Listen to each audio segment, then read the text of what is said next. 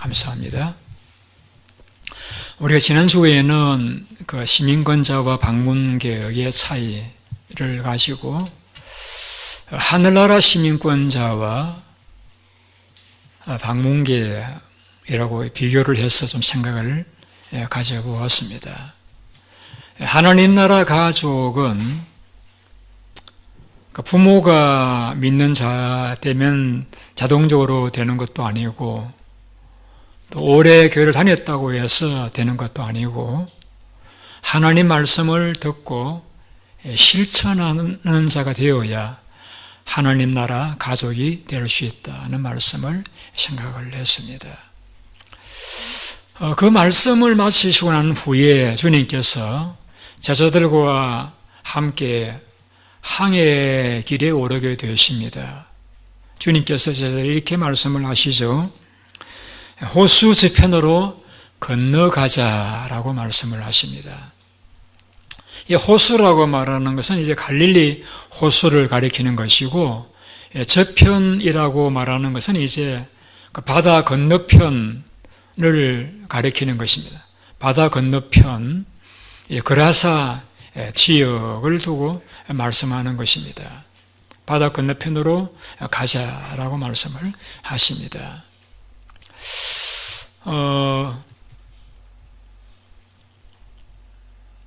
왜 주님께서 제자들에게 말씀을 가르치신 후에 바다 건너편으로 가자 하셨을까? 제가 곰곰이 생각을 해보니까 주님께서 그전에는 그 네 가지 밭의 비유를 가지고 착하고 좋은 마음으로 말씀을 받는 자가 옥토와 같다라고 하는 말씀을 드렸고, 지난주에는 하나님 나라 가족은 하나님 말씀을 듣고 지키는 자가 하나님 나라 가족이라고 말씀을 드렸기 때문에 이제 그들을 실제 상황에서 어떻게 반응하는지 한번 그들이 경험하게 함으로써 이 말씀을 대하는 자세가 얼마나 중요한가 하는 것을 실제 그 상황 교육을 통해서, 다르게 말하면 실습을 통하여서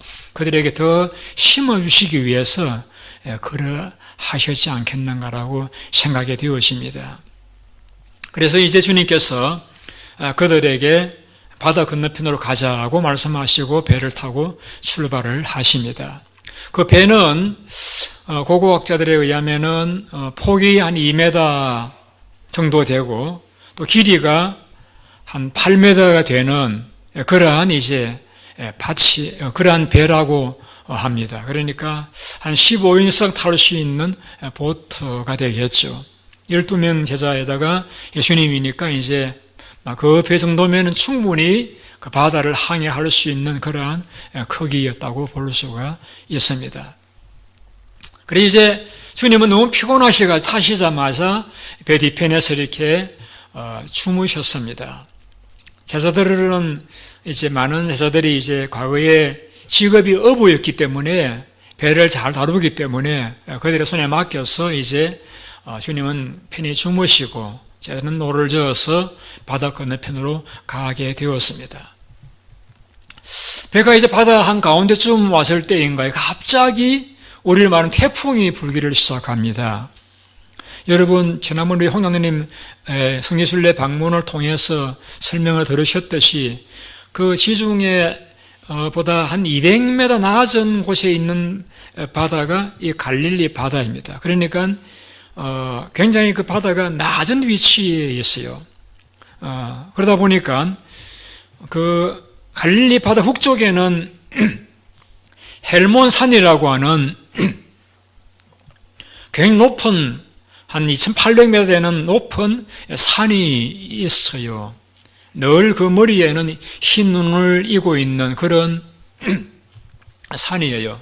그래서 그 산으로부터 늘 냉기가 이렇게, 냉기는 아래로 내려오잖아요. 아래로 이렇게 내려오고, 그 다음에 그 갈릴리 남쪽에서 사해 쪽에서 올라오는 그 더운 바람은 또 이렇게 올라가고, 이렇게 찬바람이 내려오고 더운 바람이 올라가면서 이 그 바람의 이동에 의해서 종종 갈릴리 바다에는 돌풍이 생기기도 한다고 합니다.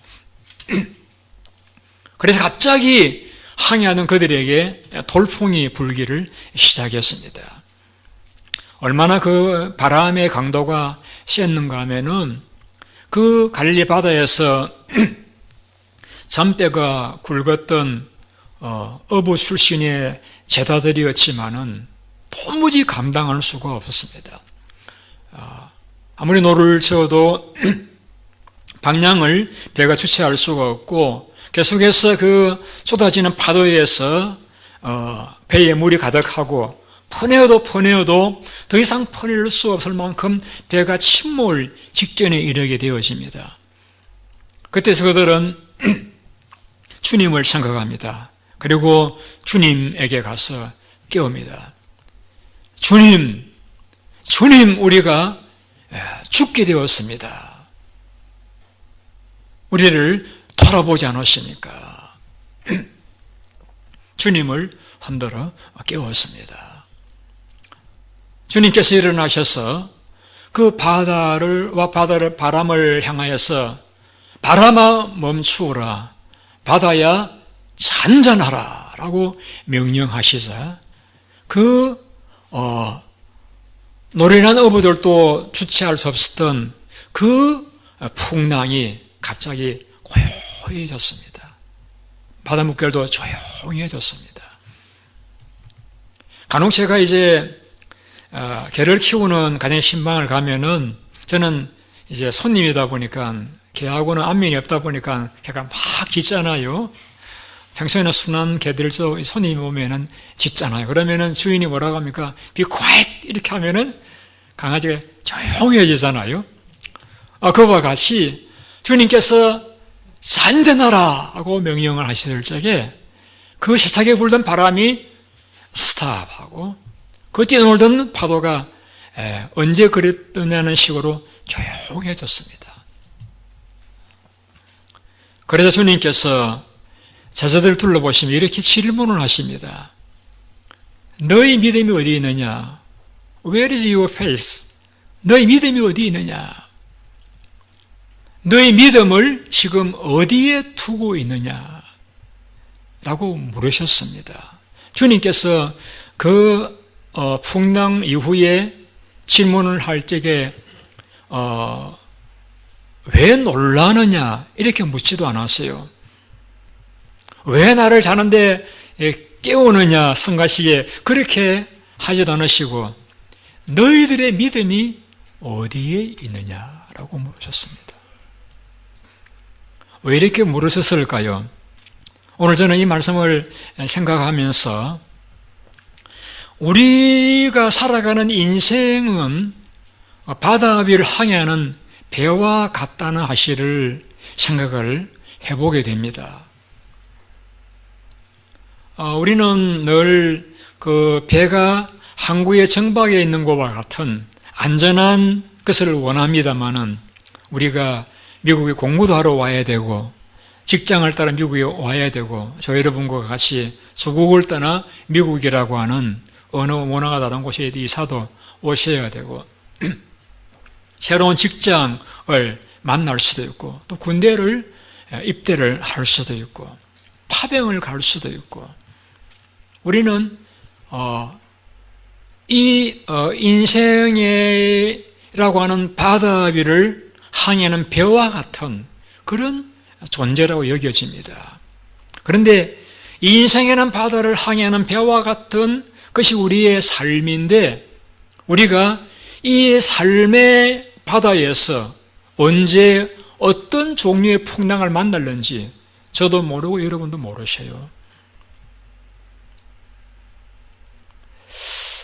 아마도 이 제자들이 풍랑을 만나기 전까지는 굉장히 그 자부심이 많았을 것 같아요. 적어도 이런 자부심이겠죠. 우리는 많은 주님을 따르는 무리 가운데서 선택받은 제자들이다. 12 disciple. 선택받은 제자들이다라는 그 자부심. 또 다른 사람은 보지 못했지 우리는 직접 주님께서 기적을 행하시는 것을 눈으로 목격하고 직접 그 설교를 들었던 사람들이라는 그런 자부심. 그래서 기적 현장도 목격을 했고 주님으로부터 설교를 듣고 배웠기 때문에 대단한 믿음의 자부심이 있었을 것입니다. 그렇지 않겠어요? 하지만은 그들의 그 교실에서 배운 것과 같은 그 믿음은 실전의 현장에서는 여지없이 깨어져 버리고 말았습니다. 그렇게 담대하고 자신만만했던 제자들, 어려움 당하는 성도가 있으면은 기도하면 돼. 그까지 일로 왜 두려워하느냐 이렇게 아마 말했을 그들이었겠지만은 실제 그들이 그 인생의 바다와 같은 갈릴리항에서 풍랑을 만나자 그들은 주님 우리가 죽겠습니다. 말 그대로예요. 영어 번역을 보면은 그대로 우리가 죽겠습니다. 지금 우리가 죽고 있습니다. 우리가 지금 물에 익사하고 있습니다. 그런 표현을 써요. 죽기는 왜 죽어요? 주님이 계시는데. 근데 그들은 지금 죽어가고 있다라고, 우리 빠져가고 있다라고 그렇게 표현을 합니다. 죽겠습니다. 우리도 흔히 그런 말 많이 했잖아요. 아이고 내가 죽겠습니다. 이 상투적인 표현이지만 실제 우리의 삶에서 그럴 때이잖아요. 내가 죽겠습니다. 우리가 하나님을 믿는 성도라고 하면은 영어 선정도 잘해야 됩니다. 하나님 참 살겠습니다. 이렇게 해야지 죽겠습니다. 그런 표현 말대로 되거든요. 이 말을 가려서 하셔야 돼요. 저들은 지금 그들은 주님으로부터 선택받고 직접 교육받은 그런 자부심을 가지고 남다른 믿음이라고 자신만만했지만은 실제 풍랑의 현장에 투입되었을 적에 그들은 여지없이 깨어져 가지고 우리가 죽겠나이다. 주님 우리를 돌아보지 않으시나이까? 왜 주무시고만 계시나이까? 이런 불평, 낙심, 낙담하는 모습을 보이는 것을 보게 되었습니다. 여러분은 안 그러시죠? 오래 믿었으니까 인생에 많은 사전 순전 공중전까지 다 겪었으니까 여러분은 안 그러시겠죠? 그런데 우리 사람은 할 수 없어요. 왜?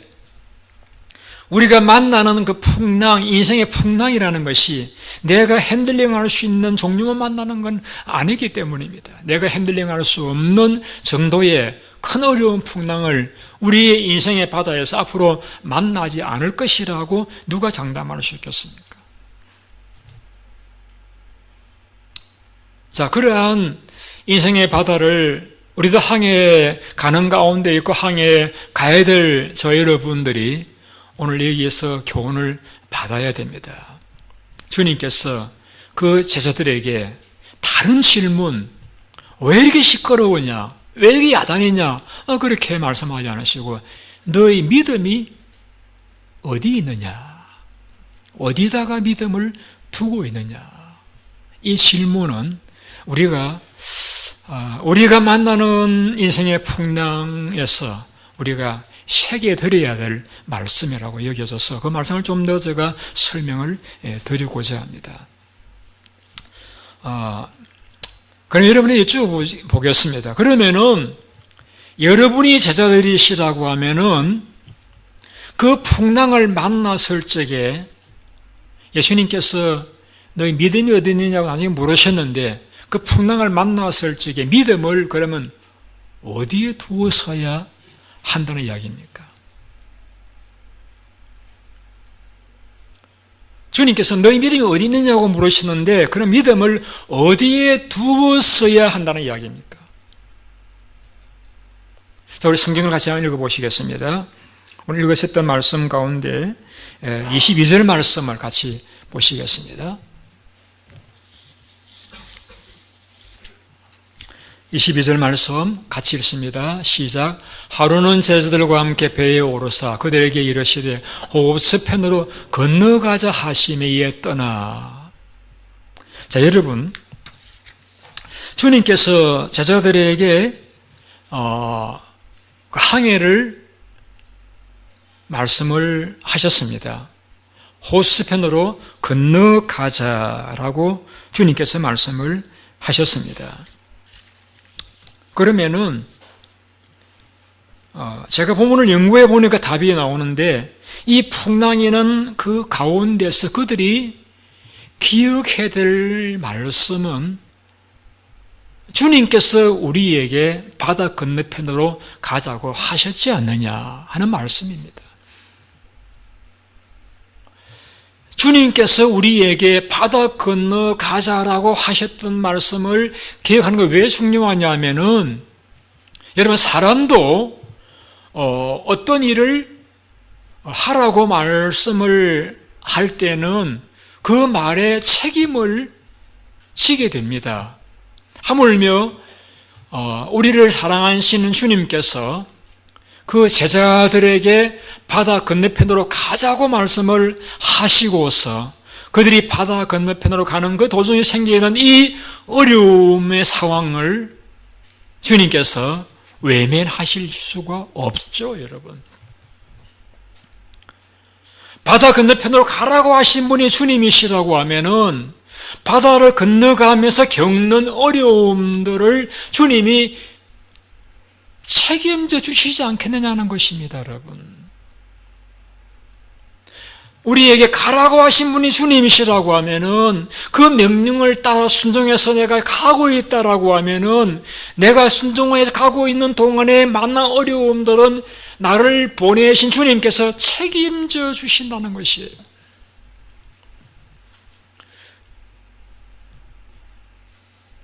주님께서 건너가라고 말씀하신 적도 없는데 내가 바다를 즐기기 위해서 항해를 하다가 풍랑을 만났다. 그때에는 대책이 없죠. 그러나 주님께서 건너가라고 하셨잖아요. 그래서 그 순종해서 건너가다가 풍랑을 만났다라고 하면은 내가 살든지 죽든지 그 책임은 누구에게 있습니까? 주님에게 있죠. 주님에게 있죠. 주님께서 가라고 해놓고서는 바다 가운데서 수장시키실 줄 아시면서 바다를 건너가라고 그렇게 말씀을 하실 리가 없잖아요, 여러분. 그럼 그 상황에서 그들은 뭘 기억했어야 되는가 하면은 주님께서 우리 건너가라고 하셨다 하는 그 말씀을 기억해야 되는 거예요, 여러분.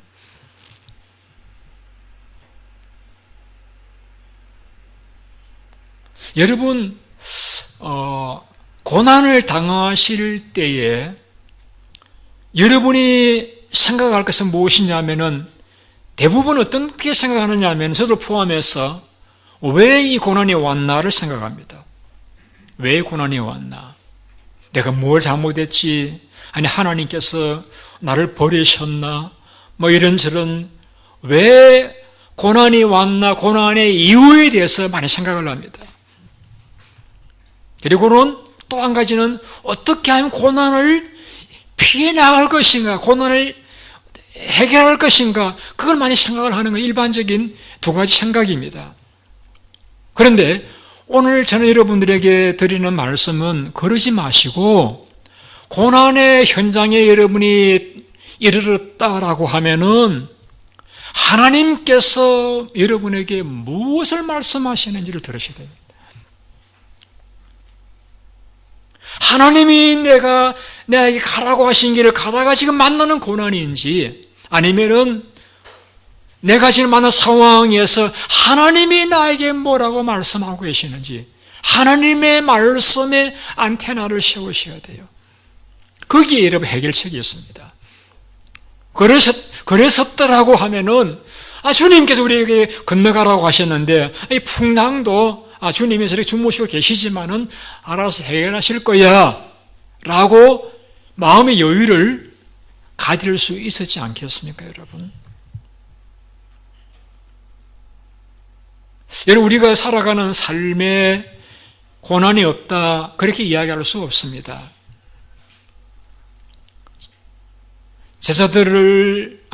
주님을 모신 배도 풍랑을 만나고 있잖아요. 그렇게 거룩하고 하나님 경외하고 순전하고 의인이었던 욥도 고난을 당했잖아요. 자식들이 생명을 잃고 재산이 강탈을 당하고 몸에 병이 생기고 고난을 당했잖아요. 하나님께서 우리의 신앙인의 삶에 믿음으로 살아가기 때문에 고난이 없을 것이다, 그렇게 말씀하신 적은 없습니다.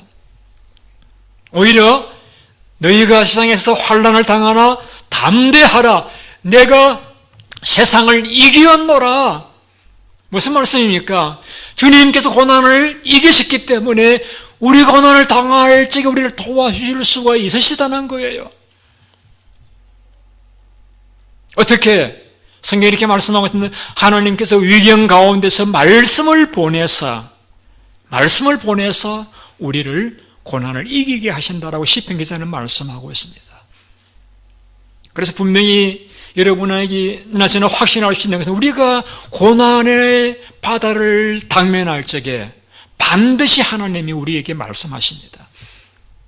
어떤 때는 이 풍랑이 너무 커서 가지고 우리가 못 듣는, 하나님이 너무 커가지고 못 듣는 경우도 있고, 너무 세미해서 못 듣는 경우도 있지만은, 우리가 들으려고 하면은 하나님께서 그 고난의 풍랑 가운데서 말씀하시는 것을 들을 수가 있어요, 여러분. 우리에게는 너무 큰 소리도 못 듣고 너무 작은 소리도 못 들어요. 그럼 우리가 들으려고 하면은 들을 수가 있어요. 그런데 우리는 잘 들으려고 하질 않아요. 제가 이제 종종 비행기를 타고 가다 보면은, 비행기가 이렇게 이륙을 하면은, 궤도에 들어가면은 이제 승무원이 나와가지고 안전 장비에 대해 설명을 하잖아요. 밖으로 어떻게 차는지, 또 응급 상황이 되면은 한숨 마스크가 이렇게 떨어지면 그걸 어떻게 이렇게 끼우는지 설명을 하잖아요. 한 번은 이제 그 승무원이 좀 장난치고 싶은 생각이 들었는지 하도 잘 안 들으니까, 저도 잘 안 듣거든요. 여러분, 응급 상황이 되면은 한숨 마스크가 떨어지면 그걸 배꼽에 대시면 됩니다, 이렇게 했는데도 다들 이렇게 아무 반응이 없는 거예요. 그 말은 안 듣는다는 이야기예요. 안 듣는다는 이야기예요. 여러분, 설교 늘 들으시는 주일 설교다 보니까 그렇게 관심 있게 안 들으시기도 쉽겠다라는 생각을 가질 때가 있어요. 왜? 한 주간 지나면 다 잊어먹어버리잖아요. 들으셔야 돼요, 여러분. 여러분, 인생의 고난의 바다에서 여러분이 첫째 하실 일은, 풍랑이 일적에 하실 일은, 왜 풍랑이 생겼느냐, 어떻게 해서 나갈 것인가, 그거 따지지 마시고 지금 주님이 내게 무엇을 말씀하고 계시는가를 들으셔야 돼요. 아니면은 주님이 내게 무엇을 말씀을 하셨었는가, 많은 경우에는 미리 주님께서 말씀을 주시는 때가 많이 있어요. 바울이 3차 선교 여행을 마치고 그 선교 보고를 위해서 예루살렘으로 올라갔습니다. 그런데 디도를 데리고 성전에 들어갔더니, 디도가 이방인이다 보니까 이제 들어갔었는데, 그 일로 인하여서 성전을 더럽힌다라고 하는 말을 퍼뜨리면서 데모가 일어났습니다.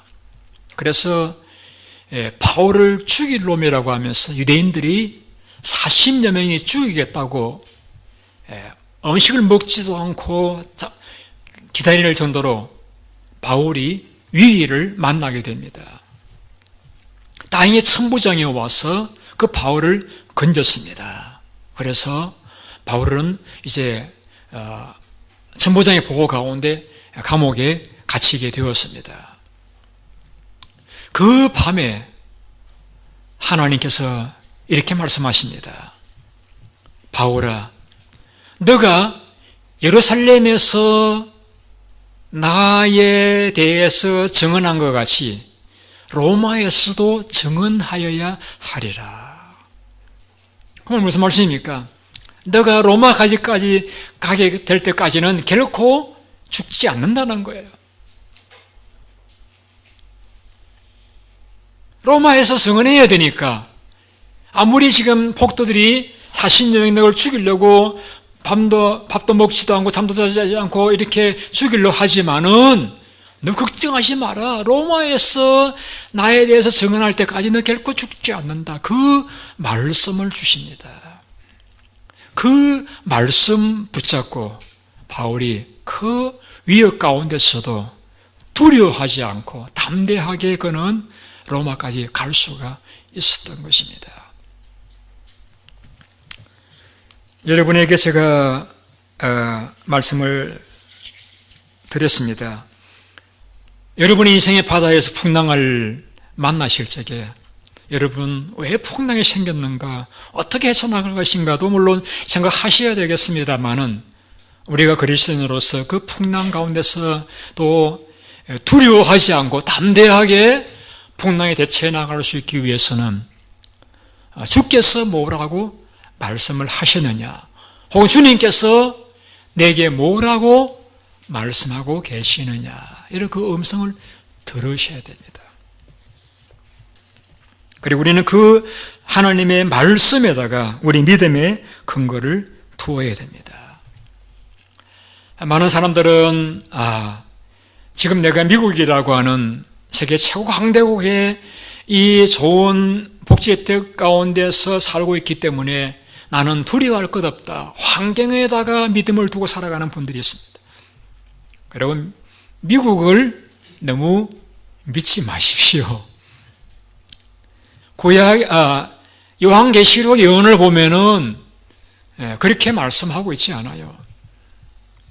우리는 우리 환경에다가 믿음을 둘 수 없습니다. 어떤 분들은 내 남편이 살아있으니까, 내 자식들이 든든하니까, 혹은 내가 건강하니까, 내가 많이 배웠으니까. 여러분, 성경 뭐라고 말씀하고 있습니까? 도울 힘이 없는 인생을 의지하지 말지니 그 호흡이 끊어지면은 흙으로 돌아간다. 우리가 믿을 만한 사람 같지만은요, 우리 깍동이님 말씀처럼 숨 중단하면은 그날로 끝이에요. 그런데 언제 숨 중단할지 아무도 몰라요. 그래서 인생을 의지하지 말라고 했습니다.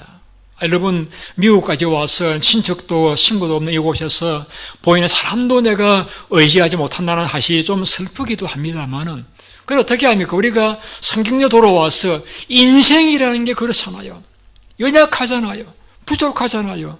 무슨 일을 만날는지 알 수 없고 눈에 보이지 않는 바리러스에 이제 쓰러지는 존재가 인생인데, 그 인생을 의지하지 말라고, 방백들을 의지하지 말며 도울 힘이 없는 인생도 의지하지 말지니 그 호흡이 끊어지면은 헐그로 돌아가서 당일에 그 도모가 소멸하리로다. 그러므로 야곱의 하나님으로 도움을 삼으며 여호와 자기 하나님에게 소망을 두는 자는, 따라합시다, 복이 있도다. 하나님께 소망을 두는 자. 하나님이 내게 뭐라고 말씀하셨느냐, 그 하나님 말씀을 붙들면은 우리는 고요한 중에나 풍랑이는 가운데서나 여유를 가지고 담대하게 대처하며 살아갈 수가 있다는 것을 기억하시기를 바랍니다.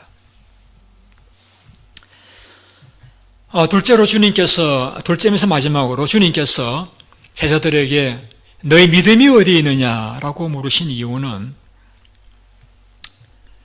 그들은 그들의 믿음을 어쩌면은 자신을 의지했던 것 같아요. 우리가 바다에서 살았는데 이까지 풍랑이야 얼마나 헤쳐나갈 수 있다라고 자신의 경험과 그 노련한 경험과 힘을 의지했던 것 같아요.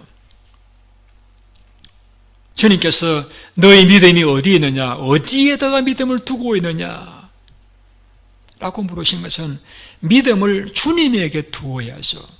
주님에게 두어야죠. 여러분, 여러분의 인생의 바다에서 항해하다가 풍랑 만나실 때에 여러분이 확인하실 것은 내 가족이 어디에 있느냐, 나를 도울 사람이 어디에 있느냐를 찾을 것이 아니라 주님이 지금 어디 계시느냐, 주님이 나와 함께 계시느냐, 그 부분을 여러분이 점검해 보셔야 됩니다. 주님이 지금 나와 함께 계시느냐를 확인해 보셔야 됩니다. 이걸 주님의 임재 확인이라고 표현을 하죠. 주님이 지금 나와 함께 계시느냐, 그 부분을 점검해 보셔야 됩니다. 그래서 주님만 함께 계신다라고 하면은 끝까지 그 풍랑이 문제이겠습니까? 죽고 사는 것이 문제이겠습니까? 걱정할 것 전혀 없죠. 그러나 내게 아무리 많은 것들이 있고 많은 사람이 있다, 도울 손길들이 있다 할지라도 그 상황에 주님이 나와 함께 계심이 느껴지지 않는다라고 하면은 그때는 마음이 불안한 거예요. 이 불안함이 가시지가 않는 거예요. 아무리 긍정적인 말들을 해주시고 아무리 이제 걱정하지 말라고 늘 말씀하셔도 마음의 평강이 찾아오지 않는 거예요. 그러나 주님이 나와 함께 하심을 확인되는 그 순간 하늘의 평강이 임하면서 우리는 여유와 담대함을 회복할 수가 있는 것입니다. 여러분 삶에서 경험하시던 일들을 제가 지금 말씀을 드리고 있는 것입니다. 여러분 믿음의 조상 아브라함이 애굽으로 내려갔습니다. 왜? 너무 가나안 땅이 가물어가지고 농사가 안 되니까 애굽으로 내려갔습니다. 가면 걱정이 생겼죠. 자기 아내가 너무 미인이니까 빼앗기거나 자기가 죽겠다 싶어가지고 거짓말을 하죠. 자기 아내를 여동생이라고 거짓말을 합니다. 만일 그 아브라함이 전능하신 하나님을 그가 확신했더라고 하면은 바로가 내게 어찌하랴 하고 담대하게 자기 아내라고 소개했었지 않겠어요. 그러나 아마도 애굽에 내려가는 순간에 아브라함 믿음이 확 식어져 가지고 하나님 임재를 느끼지 않았던 것. 그러니까 그 바로 앞에서 누구냐? 내 여동생인데요 라고 이렇게 새빨간 거짓말을 하였다가 부끄러움을 당하게 되잖아요. 여러분 제자들이 주님을 배반하고 부인했던 그러한 사람들이었습니다마는 오순절 성령 강림 이후에 담대해집니다. 그들이 설교를 하고 전도를 하자 바리새인을 잡아가지고 다시는 예수 이름으로 복음을 전하지 말라고 그렇게 위협했을지 이렇게 말합니다. 하나님 앞에서 너희 말 듣는 것이 하나님 말씀 듣는 것보다 옳은가 스스로 판단해 보아라. 우리는 보고 들었던 것을 말하지 아니할 수 없다라고 담대하게 외쳤습니다. 무엇 때문에? 그들은 성령 강림을 겪으면서 하나님의 임재를 경험하니까 겁나는 게 없는 거예요. 여러분 하나님의 임재를 경험하면은 겁나는 게 없으십니다. 그래서 여러분께서 고난의 풍랑이는 바다에서 당도하시거든 그때 여러분 확인하실 것은 다른 부분이 아니고 지금 주님께서 나와 함께 계시느냐를 확인하셔야 됩니다. 그것이 여러분이 그 상황에서 확인하셔야 될 이 부분인 것을 기억하시면 됩니다. 여러분 여쭤보겠습니다. 지금 풍랑이는 바다 가운데에 처한 이 제자들과 주님이 함께 계셨습니까? 계시지 않았습니까? 계셨잖아요. 어디에요? 같은 배 안에서 주무시고 계셨잖아요. 여러분 그러면 여러분의 인생의 바다를 항해할 적에 주님께서 여러분과 함께 하실까요? 하시지 않을까요? 함께 하십니다. 여러분 예수를 믿는 사람들은 다 성령 받은 사람들이에요. 예수를 믿는다라고 하는 것은 교회를 다닌다라는 의미가 아니고 예수님이 내 삶에 들어오셨다는 의미가 예수 믿는다는 말씀의 의미예요. 우리는 예수 믿는 순간부터 하늘나라 갈 때까지 주님 우리 마음속에 함께 계시는 거예요. 그런데 주님 배 안에 계시는데 왜 이리 죽겠다고 아우성을 칩니까? 주님을 깨우지 않아서 그런 거예요.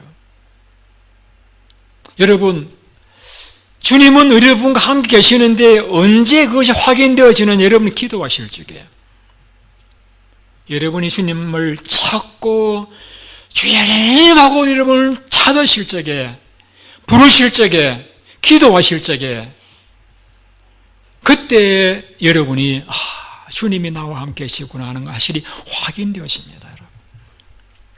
주님은 이미 여러분과 함께 계셔요. 떠나지 아니하신다고 성경은 약속하고 있습니다. 그런데 우리는 그걸 느끼지 못하는데 언제 느낄 수 있느냐? 내가 기도할 때에 주님이 나와 함께 하심을 그때 느끼고 확인되어진다는 사실입니다. 제가 주님을 찾잖아요. 주님 우리가 죽게 생겼습니다. 왜 우리를 내버려 두십니까? 라고 주님을 깨우었을 적에 주님이 일어나셔가지고 바람아 멈추어라 바다야 잔잔하라고 명령하시는 문제를 해결하여 주셨지 않습니까?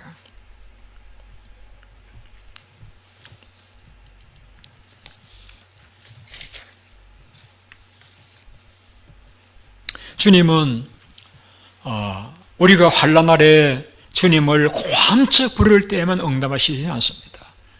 우리가 때로는 입술에서 말이 나오지 않을 정도로 고요한 가운데서 속으로 주님을 간절히 찾는 그 세미한 마음의 소리까지라도 주님은 이미 다 들으시는 분이십니다. 그리고 응답하십니다. 일어나셔가지고 바람아 멈추어라 바다야 잔잔하라고 하시면서 문제를 해결해 주심으로써 그들의 주님께서 온 우주와 만물을 다스리시는 하나님이심을 보여주셨던 것과 같이 여러분이 주님을 찾고 환난 날에 나를 부르라 말씀도 주님을 찾고 부르실 때에 주님의 임재를 경험하게 되실 것입니다. 여러분, 주님은 우리와 함께 살아가시면서 가장 중요하게 생각하시는 건 우리와의 관계입니다. 여러분, 제가 아내와 함께 한 지붕 안에 살지만은 관계가 친밀하지 않으면 그 부부라고 이야기할 수 없잖아요. 주님께서도 우리를 이끌어 가시고 우리가 주님을 신뢰하고 살아가면서 가장 주님 원하시는 부분이 있다라고 하면 주님과 우리의 친밀한 관계입니다. 친밀한 관계. 그래서 우리는 풍랑 일는 그 상황을 만났을 적에 주님과의 관계가 지금 친밀한가? 내가 주님께서 내게 계시는 것이 느껴지는가를 확인해 보시면은 마치 그러면은 아기가 막 울다가도 엄마가 안아주면은 울음을 거치고 잔잔해지는 것과 같이 주님께서 나와 함께 계심이 느껴지고 주의 임재가 확인되어지면은 우리는 안심하고 찬송하고 감사하고 기쁨으로 하나님께서 가라고 하신 길을 하라고 하신 일을 계속하며 나아갈 수가 있는 것입니다. 제가 저녁에 식사를 하면서 새롭게 하소서라고 하는 그 프로를 보는 가운데 어떤 청년에 대한 간증이 나왔습니다. 저녁에 제가 보았기 때문에 설교 원고에는 없겠습니다. 근데 이제 그 한 청년이 간증을 하러 나왔는데 어떤 청년인가 하면은 자기의 할아버지 할머니도 자살했고 자기 누나도 자살한, 자기 집안에 자살한 사람이 5명이나 되는 그러한, 그래서 집안이 전체적으로 좀 어두운 침울한 그런 분위기예요. 아버지 버리는 시원찮고 매일같이 술 마시고 와서 자녀들을 폭행하는 그런 아버지. 그래서 누나는 참 친절하게 되어서 위로를 받는 그 누나마저도 대학을 졸업할 당시에 자살해 버릴 때 이 청년은 마음 둘 데가 없어서 집을 뛰쳐나갑니다. 뛰쳐나가서 배회를 하다가 그 워킹 홀리데이라고 하는 프로그램을 알고서는 호주로 떠나게 됩니다. 호주에 아무도 알지 못하는 그곳에 갔는데 한 그리스도인 가정이 이 청년을 초대했습니다. 그리고 뭘 도와줄까라고 묻게 되었습니다. 그래서 도움을 받고 지내면 자연스럽게 함께 교회를 출석을 했습니다. 교회를 나가서 그는 딱 느낌이 참 따뜻하다, 참 따뜻하다. 그런 느낌을 받았다고 그래요. 그런 가운데서 그를 교회로 인도해 간 그 그리스도인이 그 청년에게 너 소원이 있으면은 하나님께 빌어, 하나님 기도해. 그렇게 가르쳐 주셨어요. 그래서 그가 누님이 참 보고 싶었대요. 왜? 그 누님이 너무 자기에게 친절하게 되어주기 때문에. 그래서 기도를 했다. 하나님, 제가 누님 얼굴 다시 한번 볼 수 있게 해달라고 그렇게 기도하고 있는데, 옆에 뭔가 따뜻한 물체가 보이진 않는데 느끼시더니 그것이 자기 속에 들어오더래요. 들어오면서 그 마음이 뜨거워지면서 눈물이 나고 하나님을 찬송하게 되었습니다. 우리가 말하는 성령 체험을 한 것이었습니다. 뜨거운 성령께서 그 속에 임하는 것을 경험하면서부터 그가 느낀 것은 그를 지배하고 억누르고 있던 그 많은 것들이 떠나가고 자유로운 분위기를 느꼈답니다.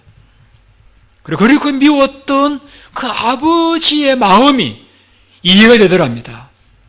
벌이가 안 되고 자식들은 매일 먹을 거 달라고 울고 책임을 져야 되는 그 부담감 때문에 힘들어하는 그 아버지 마음이 이해가 되면서 하나님 아버지를 축복해 주세요. 하나님 어머니를 축복해 주세요. 기도가 나오고 그래서 그때 그가 변화가 되어지면서 그 워킹 홀리데이를 끝나고 돌아와서 그 아버지와 허그를 하고 용서를 하고 아버지와 함께 교회를 나가면서부터 이 청년은 어떤 사명을 가지게 되어지는가 하면 오늘날 한국이 사설공화국이라고 하는 말을 들을 정도로 많은 사람들이 생명을 잃고 있는데 내가 그들을 좀 막아주어야 되겠다. 그들은 뭔가 그들을 지배하고 있는 것이 무엇인지 알지 못해가지고 그들이 마음에 둘 의지할 대상이 누구인지 몰라서 그러니 그들을 내가 그 위험에서 건져내야 되겠다는 그런 사명감을 가지고 그는 자신의 그 불행을 오히려 불행한 사람들을 전도하고 선교하는 사명감을 가지고 새로운 인생을 출발해서 그 일을 하는 그런 전도사님으로서 살게 되어진 그런 간정이었습니다.